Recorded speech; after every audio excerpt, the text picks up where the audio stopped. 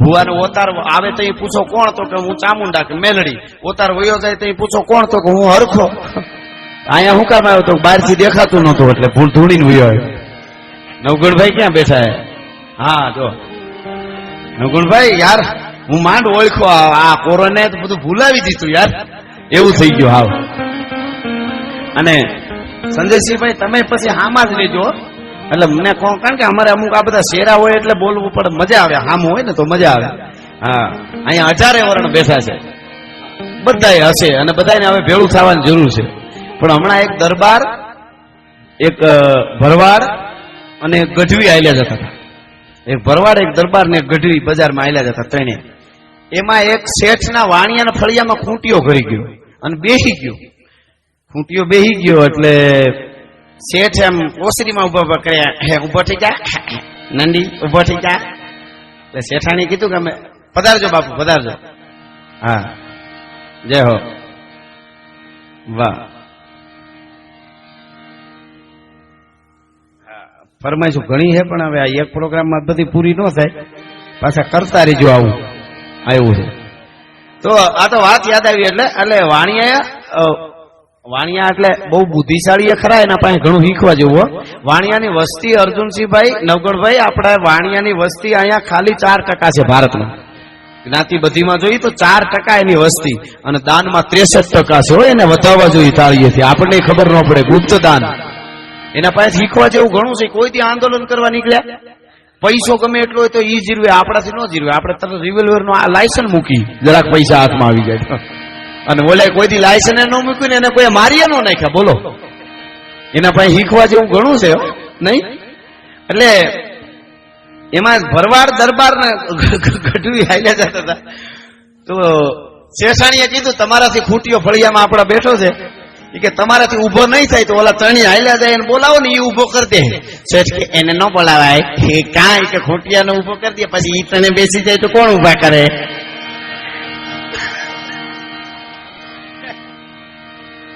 પછી એને ઈ કે કોણ ઉભા કરે? કેટલી બુદ્ધિ એનામાં છે, એના પાસે શીખવા જેવું છે. અદભુત એની બુદ્ધિ. કેવા દાન કર્યા વિમળ શાહ વાણીઓ, કેવા થઈ ગયા યાર. ધર્મ માટે, મંદિર બનાવવા માટે જમીન સોના પાથરીને જમીન લેતા હતા. ઈ ભારત સોને કી સીડીએ, ભારત એમને નહોતો. ઘણા વાતો કરતા હોય છે ભારતમાં કાંઈ નહોતું, આ બધા આવ્યા તો સારું, ને અંગ્રેજો આવ્યા ને આપણને આગળ લીધા ને આપણને ભણાવ્યા ગણાવ્યા ને આપણને વિજ્ઞાન આપ્યું ને અંગ્રેજો ન આવ્યા તો ભારત ભિખારી હતો ને આવી ઘણા વાતો કરે છે. હા, હવે ભારત પાસે કાંઈ નહોતું તો આટલા વર્ષો સુધી ડચ આવ્યા ને હુણ આવ્યા ને સુરી આવ્યા ને લોધી આવ્યા ને મોગલો આવ્યા ને તુગલકો આવ્યા ને અંગ્રેજો આવ્યા ને ભારતમાં કાંઈ નહોતું તો આ બધા હું અહીં ખડવાડવા આવ્યા હતા? મારો એ પ્રશ્ન છે. એ તો ઊંધા કાન પકડાવવામાં આવે. આપણી પાસે બધું હતું, આપણી પાસે હતું એટલે બધા આવતા હતા. કોઈ હાવ ગરીબમાં ગરીબ ગામ હોય ત્યાં કોઈ અહીંથી આણંદ થી વેપાર કરવા, નડિયાદ થી આણંદ થી જાય. એ વેપાર કરવા ક્યારે જાય? કઈક હોય ત્યારે જાય ને.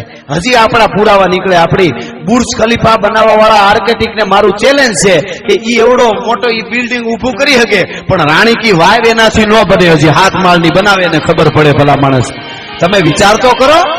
આ આર્કિટેક્ટ ઈ વખતના 2000 વર્ષ પહેલાના મંદિરમાં આજે લેપટોપમાં હળી લઈને આમ લખતા હોય એવા ટેચ્યુ એની અંદર કંડારેલા છે. આ બધાને ખબર છે મંદિરોમાં. તો તેથી એને સાયકલું છે, તેથી ખબર હતી એને આ બધું. પણ આપણે અવળું તો સમજાવી દીધું આ ભણાવવામાં જ. એમાંય પછી બધા કે તમે ભાજપાના હું કામ વખાણ કરો, પણ તમે આ બધું આવું કર્યું તું. આટલા વર્ષ અમારા નામને બધા ભૂલાવી દીધા હતા. અકબર હાચો ને ઓલો હાચો ને હુમાયુન બાબર જ હાચો. આ બધા શિવાજીને બધા લઈ આવે છે, તમે એને નો કે કોના વખાણ કરી? તો હાસી જ વાત છે ને. મહારાણા પ્રતાપને લઈ આવે છે એટલે કરીએ છીએ. હા, ભગવાન રામનું સરસ મજાનું મંદિર બને છે. એ મજા આવી ગઈ. બંગાળમાં એક વાંદરી ગાંડી થઈ હતી. હા, 2-3 વર્ષ પહેલા. રામનું નામ ન લેવા દે લે કોઈને. એ કે નો રામનું નામ, નો રામ. એ કે જય બોંગલા, નો રામ, નો રામ એમ કરીને સ્કોર્પિયો માંથી એથી ઉતરી જાય લે. હા, એવી થઈ ગઈ. એ વખતે મેં એક ગીત લખ્યું, એક કડી કહું પછી મેં સાંભળ્યું ને અત્યારે કે જય શ્રી રામ બોલો ને ખલક દ્વાર ખોલો, જય શ્રી રામ બોલો ને ખલક દ્વાર ખોલો, પગડાવો હરણાયું ને ઢોલો, ગોપાલો નામ જય શ્રી રામ બોલો. જય શ્રી રામ બોલો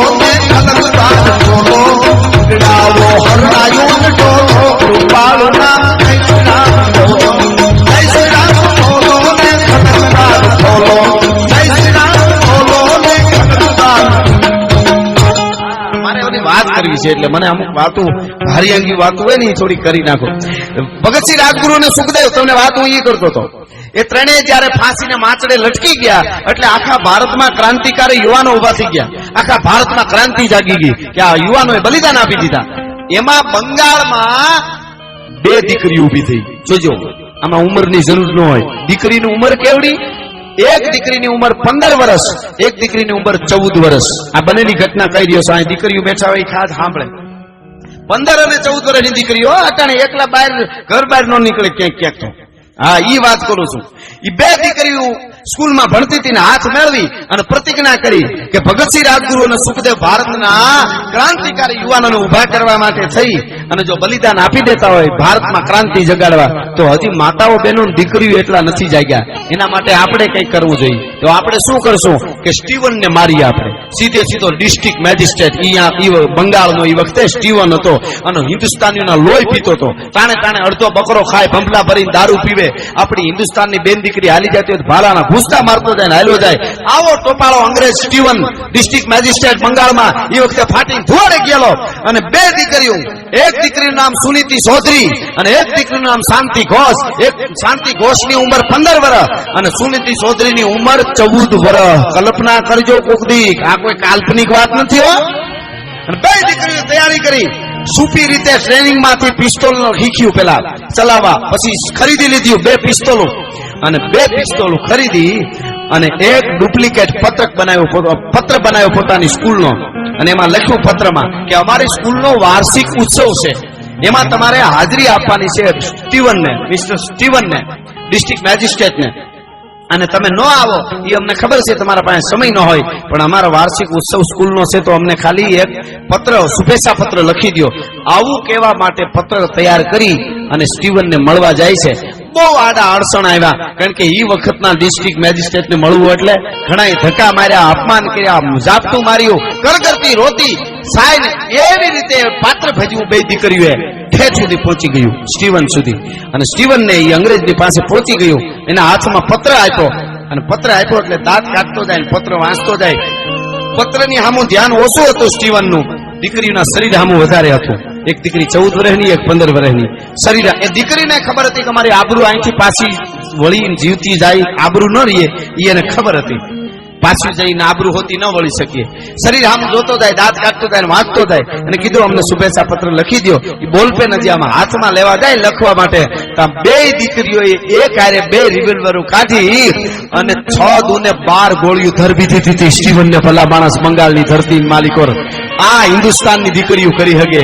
મારી નાખ્યો, વિસારણી બનાવી દીધો. ન્યા આખું બિલ્ડિંગ ઘેરાઈ ગયો. પછી તો ડિસ્ટ્રિક્ટ મેજિસ્ટ્રેટને મારે એટલે અને પછી પકડી લીધું અને એટલી યાતનાઓ આપી, એટલા કોયડાના દંડ મળ્યા, એટલી માર્યું 2 દીકરીઓને. ફાસ્ટે કોર્ટ ચાલી. ટૂંકમાં વાત કરું, છેલ્લી મુદત જયારે કોર્ટની હતી ત્યારે એને ખબર હતી કે આજ અમને ફાંસીનો હુકમ મળી જશે. અને 2 દીકરીઓ કોર્ટમાં નાચતી આવી હતી, આનંદ કરતી કે આજ અમને ફાંસીનો હુકમ મળી જાય. ફાંસીએ ચડવાના હુકમ માટે નાચતી હતી. ઓ હાડુભાઈને ત્યાં લાડવા દાબડવા માટે નહીં. હા, ઈ તો હેલું છે. ફાંસીએ ચડી જાવ એ નાચતી આવી. અને 2 દીકરીઓને છેલ્લી કોર્ટમાં જજે હુકમ આપ્યો. 2 દીકરીઓની ઉંમર નાની હોવાથી ફાંસી નહીં, કાળા પાણીની સજા મળવાની છે. અને ભાંગીને ભૂકો થઈ ગયો. હાય હાય, ભગતસિંહ રાજગુરુ અને સુખદેવ ફાંસીએ ચડી ગયા. અમને ફાંસી ન મળી. બહુ કરી, બહુ રોયું 2 દીકરીઓ કે ફાંસીએ ચડવા માટે અમે આ કર્યું હતું. મારે હિન્દુસ્તાનની એક દીકરીને 15, 14 વર્ષની દીકરીઓને જગાડવી હતી, એટલે અમે આ કામ કર્યું. અમને ફાંસી ન મળી. પણ શું થાય, 2 દીકરીઓને કાળા પાણીની સજા મળી. મિત્રો, એવડી દીકરીઓ કાળા પાણીની સજા ભોગવી, 1, 2 વર્ષ, 3 વર્ષ, એમાં જેલું ખાલી થઈ. બીજા વિશ્વયુદ્ધ વખતે એમાં 2 દીકરીઓ છૂટી ગઈ છે આખી. એ અભ્યાસ પૂરો કર્યો, પાછું આવીને એક દીકરી ડોક્ટર બની. દીકરી સુનીતિ ચૌધરી જે 14 વર્ષની વખતે હતી, એ પછી ડોક્ટર બની. અને એક દીકરી મોટી થયા પછી બંગાળની MLA બની હતી. આ અભ્યાસ પૂરો કર્યા પછી આ ભારત વર્ષની દીકરીઓ કરી શકે એને ખબર હોવી જોઈએ. મારો કહેવાનો અર્થ એ છે. અને એ જયારે એને સમજાઈ જાય ત્યારે તાકાત નથી કે એના સામે કોઈ મીટ માંડી શકે. એ ભારત છે આપણું. ગમે એવડો મહાપુરુષ હોય એને જન્મ તો કોક માં આપે ને. માં સિવાય કોણ જન્મ આપી શકે? પેલી જવાબદારી માની છે. ભલિયું વીણના ભલા કોઈ દી નાગડા નર નો નીપજે. મનહર મુખે માનની અને ગુણિયલ હોય ગંભીર, એની કુખે નર નીપજે વો તો વંકડ મૂછા વીર. હારી ધરતી વગર કોઈ દી હારા છોડવા થાય નહીં, હારા છોડવા થાય